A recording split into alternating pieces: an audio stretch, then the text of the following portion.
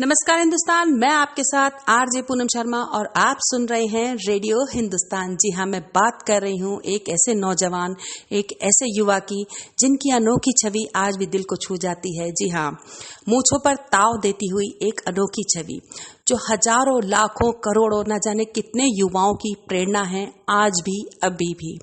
जी हाँ, मैं बात कर रही हूँ चंद्रशेखर आजाद की। चंद्रशेखर आजाद जिनका जन्म 23 जुलाई 1906 मध्य प्रदेश के भावरा गांव में हुआ था। पंडित सीताराम तिवारी जी उनके पिता, माता जगत रानी जी उनकी माता। इनकी प्रारंभिक शिक्षा भावरा गांव मध्य प्रदेश में ही हुई थी। बचपन से ही इन्हें अपने साथियों के साथ, बचपने में जब छोटे थे ये, इन्हें खेलकूद का बहुत शौक था, लेकिन साथ ही साथ ये धनुर्विद्या में बहुत निपुण थे। और इन्होंने अपनी उच्च शिक्षा प्राप्त करी वाराणसी काशी विद्यापीठ से। 14 साल की मात्र छोटी सी ही उम्र में इन्होंने महात्मा गांधी से बहुत प्रभावित हुए। इन्हें उनके आचार, उनके विचार, गांधी जी के सुनना, उन्हें उनकी सभाओं में जाना बहुत अच्छा लगता था। जहां भी ऐसी सभा हुआ करती थी, आजादी से संबंधित कोई भी सभा, कोई भी ऐसी सूचना मिला करती थी, ये उनसे बहुत प्रभावित थे और उनके विचारों से, उनके आचार से बहुत ज्यादा प्रभावित होकर और पूरी तरह उनका अनुसरण करते थे। मात्र 14 साल की उम्र में ही इन्होंने महात्मा गांधी द्वारा चलाए गए एक आंदोलन, असहयोग आंदोलन में हिस्सा लिया। पकड़े जाने पर जब इन्हें मजिस्ट्रेट के सामने बुलाया गया, जब इन्हें वहां खड़ा किया गया, तो इनसे पूछा गया अपना नाम बताओ, जिसमें कि इन्होंने एक क्रांतिकारी की भांति सीना चढ़ाते हुए भारत माता के लाल की तरह अपना नाम बताया, आजाद। जब इनसे पूछा गया तुम्हारे पिताजी का क्या नाम है, इन्होंने अपने पिताजी का नाम बताया, स्वतंत्रता। जब इनसे पूछा गया तुम कहाँ, किस जिले में, किस गांव में, किस घर में रहते हो, इन्होंने अपने ग्राम का, अपने घर का पता बताया, जेल। ऐसा जवाब सुन वहां खड़े सभी स्तब्ध रह गए। मजिस्ट्रेट ने छोटी उम्र को देखते हुए इन्हें 15 कोड़ों की सजा दी गई और इन्होंने 15 कोड़े खाए भी। जब ये कोड़े खा रहे थे, हर एक कोड़े पर इनके मुंह से वंदे मातरम, भारत माता की जय, भारत माता की जय बार बार निकल रहा था।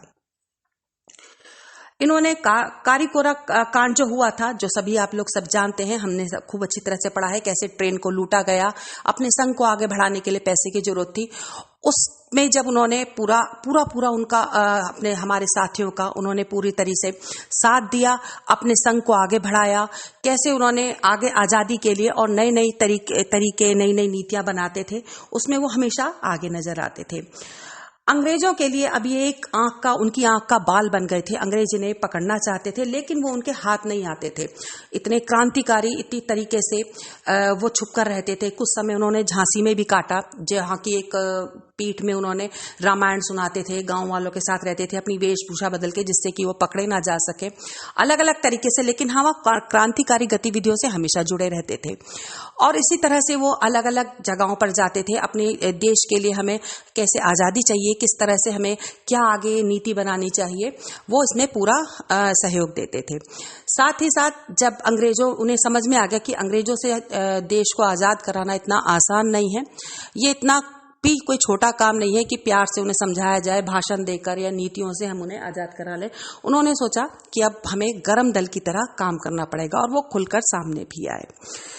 पूरी तरह से उन्होंने देश को अपने चाहा कि हमारा जल्दी से जल्दी, समय से पहले हमारा देश जो भी है जल्दी से आजाद हो जाए, हमारी आने वाली संतान, हमारी आने वाली पीढ़ी आजादी में सांस ले। लेकिन कुछ ही समय, बहुत छोटी सी उम्र में, मात्र ज्यादा उनकी उम्र नहीं थी, वो इलाहाबाद के जो आज प्रयागराज के नाम से जाना जाता है, वहां पर एक पार्क में बैठे थे, अपने साथी सुखदेव के साथ बैठे हुए थे। वहां से उनके आगे क्या नीति होनी है, क्या उनको कैसे आगे काम करना है, उसके बारे में कुछ चर्चा कर रहे थे कि किसी ने जाकर पुलिस में खबर दे दी, फौज में खबर दे दी कि वो वहां पर बैठे हुए हैं। मुखबिर हो गई थी उनकी, और आकर समय से उन्होंने हमारी अंग्रेजी फौज ने जो हमारे ऊपर हुकूमत कर रही थी, उन्होंने आकर उसे घेर लिया। आजाद को घेर तो लिया, लेकिन आजाद ने पूरी दम से, पूरे बल से उनका सामना किया। सुखदेव को तो वहां से उन्होंने भगा दिया था, वहां से उन्होंने निकल जाने के लिए कह दिया था, लेकिन आखिरी दम तक, आखिरी सांस तक, आज यही तारीख थी 27 फरवरी सन था 1931, और उन्होंने अंग्रेजों के सामने खुद को सरेंडर ना करते हुए आखिरी गोली जो उनके पिस्तौल में बची हुई थी, वो खुद को मार ली। उनका एक ही नारा था, आजादी। वो आजाद थे, वो आजाद ही रहे, कभी अंग्रेजों की कैद में नहीं गए।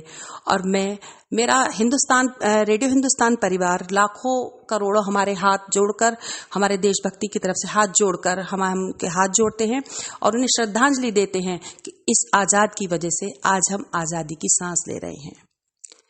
तो ये थे हमारे आजाद हिंद फौज के हमारे चंद्रशेखर आजाद। जी हाँ, इसी मुलाकात के साथ मैं आपसे विदा लेती हूँ। फिर मिलूंगी। मैं आरजे पूनम शर्मा और आप सुन रहे हैं रेडियो हिंदुस्तान।